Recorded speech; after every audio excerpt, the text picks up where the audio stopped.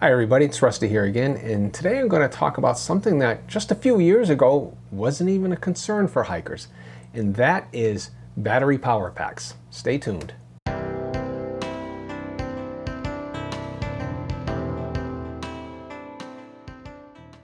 So the first question to ask is, well, why a battery pack? Well, I need my battery pack to stay charged for texting, because 4G and 5G is actually quite often available out on the trail. For the phone, and I say rarely there because it's hard to get bars out on the trail, but it has happened on occasion. I've actually been able to make some reservations actually using voice the old-fashioned way. My Far Out application, which runs on my phone, my Garmin tracker, which is a safety device for me, especially at my age. I'm 65 and I'm still going out hiking alone. And the latest I actually have is a headlamp. My headlamp has the capability of being recharged through the USB. I still have to get that special battery for it. It's also good to know that I could be using my headlamp in a rechargeable fashion. So here's my history with some of these power packs. The first one I actually ever got, I got based on Darwin on the Trail's recommendation. It's a power ad. It's rated at 5,000 milliamp hours or 5 amp hours. And it's an older one. At the time that it was recommended, it was a pretty good recommendation. It was what was available at the time. Then I went out and I found an unbranded Chinese, well, I call it a knockoff. That's really maybe not fair, but it's an unbranded Chinese unit, and it is rated at 28,800 milliamp hours. And by the way, you notice I say at 3.7 volts. That's going to be important in a moment. So this should have about this has 6 times the capacity of this. So I thought that was pretty cool. This weighs 4 ounces. This weighs a little over 11 ounces, maybe 11 and a half ounces. So this is about 3 times as much as this, but has about 6 times the capacity in theory. And then finally, for reasons I'll get to, I went out and I got an Anker Power Core Essential. It is rated at 20,000 milliamp hours at 3.7 volts. Looks very much like this, weighs about the same. I think it's like a half an ounce more. So you would think that this should beat this, given that, you know, this has so much more milliamp hours, but not necessarily the case. So I did an evaluation and I based it on these criteria. First, what is the total capacity? This is 5,000, so that's not going to get me as far as either of these other ones, either the 20,000 or the 28.8 thousand. Went by total capacity given in milliamp hours. Weight in grams or ounces. This, as small as it is, might actually be more appropriate on a shorter trip because it's very light, so even though its capacity isn't there, I might not need the capacity. The effectiveness, the milliamp hours per unit weight. And if I just trusted the numbers that were rated for these things, well, the Chinese version would beat the others substantially. And then finally, the recharge time, both the total recharge time and the recharge time relative to its capacity. So how did I rate these? Well, step one was I found a rating organization that instrumented several different power packs.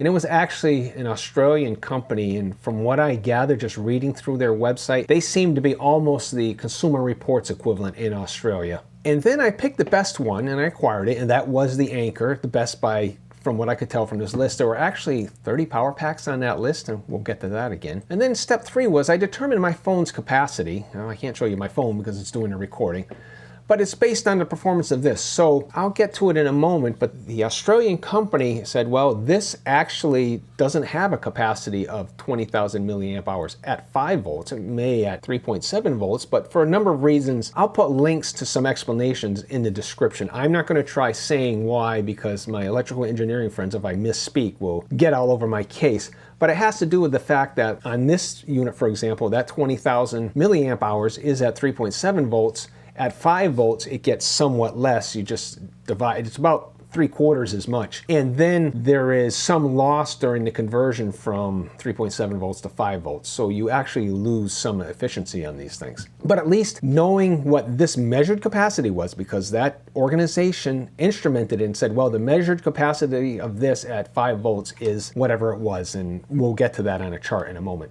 And then from there, I was able to see how many times I could recharge my phone, and then that gave me what my phone's actual capacity is, because I didn't trust what the phone told me any more than I trust what these told me. And the phone specs said 5 milliamp hours, and it turned out to be something less, but not substantially. It's like 43.35, I believe, is the value. And then Step 4 was to measure the results using that as a baseline with these other two, and I actually did some calculations for a couple other options. I didn't go out and acquire them. Here are the results, and I'm not going to go through every figure on this chart, but you'll see that the Anchor, its weight was 12.2 grams. It was rated at 20,000 milliamp hours, and it got 13,000, which was an efficiency of about 65%. So that's kind of par for the course for these things. I could charge my phone 3 full times with it, which means I was getting about a quarter, 24.8% of a phone charge per ounce of this. That was a way of measuring the capacity there. So its total milliamp hours per ounce, this is just another way of saying 24.8% of a charge per ounce, was 1,074. So this was actually the best, the most efficient one in terms of that. And also, it could recharge from absolutely dead in about 12 hours. Now, one of the problems I had out on the trail with this thing, which you can see if you look down on the chart, was that when it was fully discharged, it was a full 24 hours to recharge it. Well, I usually don't have 24 hours. At best, if I stop at a hostel, that's when I'm going to be recharging it. I have about 12 hours maybe to recharge it.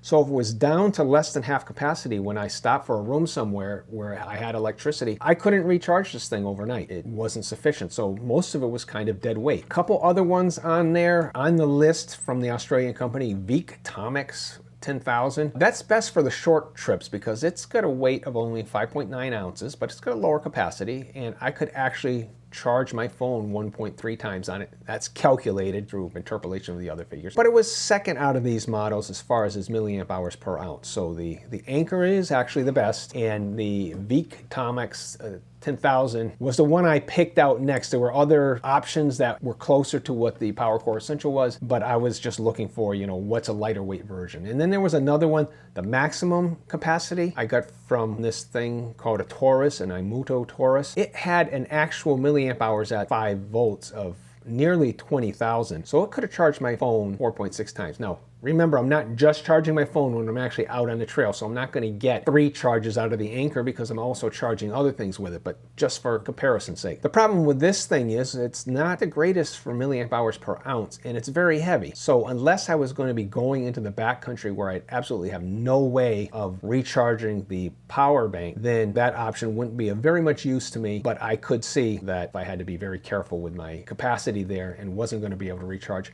it might be an option. The Chinese knockoff, this is interesting. Its actual milliamp hours was only 99, almost 10,000. So it has an efficiency of 34%, which is only about half of the efficiency of the others, which at first made me think, well, maybe one of the batteries is dead in here. Because I first noticed this just the last 2 years, that it didn't seem to be charging as much. But that's when I also have a phone that I'm using a lot more for taking videos out on the trail, and it's got a higher capacity, so I was recharging that quite a bit. But its charges per ounce is actually not that bad. It is a fifth of a phone charge per ounce of this. So if one of the batteries were dead in here, because it does supposedly have 2 batteries in it, then I would be getting 40% of a charge per ounce, which would be so much better than the others. It's like, yeah, I don't believe it.